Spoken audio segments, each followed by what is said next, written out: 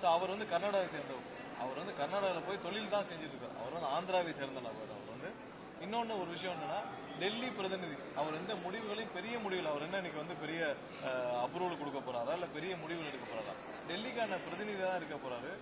ஒரு ஒரு முக்கியமான விஷயங்கள் என்ன, கஷ்டமான சூழ்நிலைகள் அவங்க வந்து மிகவும் உறுதியாக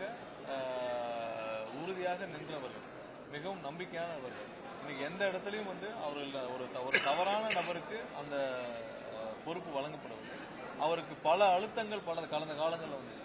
அவர் வந்து அவர் மீது அவரிடம் பல அழுத்தங்கள் கொடுத்து அவர்கிட்ட வந்து எங்க தலைவர் மீதும் எங்க மீதும் வந்து பெரும் குற்றச்சாட்டை சுமத்துவதற்கு பல அழுத்தங்கள் வந்து, அதெல்லாம் தாண்டி இன்னைக்கு வந்து அவர் வந்து கண்டிப்பாக உறுதியாக நிற்பவர். அவருக்கு இது ஒன்றும் பெரிய இந்த பொறுப்புலாம் இல்லை.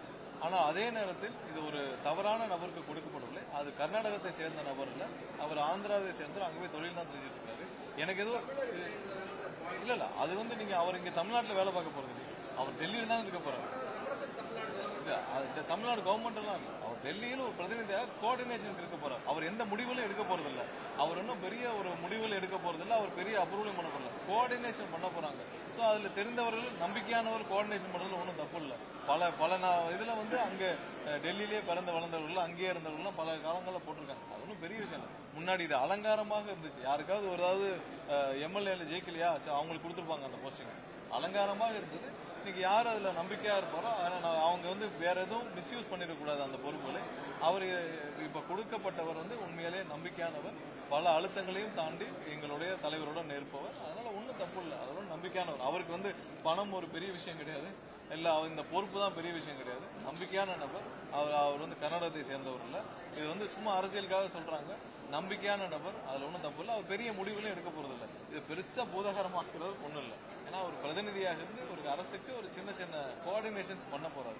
இது முன்னாடி என்ன பண்ணாங்கன்னா ஒரு சின்ன பொறுப்பாக தான் இருந்தது. அது ஒரு 15 ஆண்டுகளாக அது ஒரு பெரிய லெவல் பொறுப்பாக ப்ரொஜெக்ட் பண்ணப்படுது. ஏன்னா யாருக்கெல்லாம் வந்து பொறுப்புகள் கொடுக்க முடியலையோ அவங்களுக்கெல்லாம் வந்து ஒரு டெம்பரரியா கொடுத்து இவங்களை வச்சிருந்தாங்க.